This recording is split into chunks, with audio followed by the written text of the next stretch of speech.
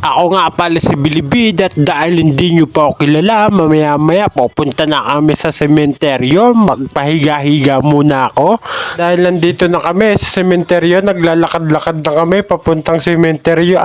Nandito na pala kami sa sementeryo. Napakaraming naglalakad dito sa sementeryo kahit maputik at napakarami ding nagbabantay sa nicho. Yung mga mahal nila sa buhay. Naglalakad-lakad muna kami habang kami namamasyal sa sementeryo at ako muna ang ginawang cameraman nito. Kaya nga sabi sa kanta, lakad-lakad lang, lakad-lakad. Namamasyal kami kung saan kami pupunta. Tara, ito na yung sementeryo ng Barangay Del Pilar sa bayan ng Lopez, Quezon. Ang ganda ng tanawin ng sementeryo.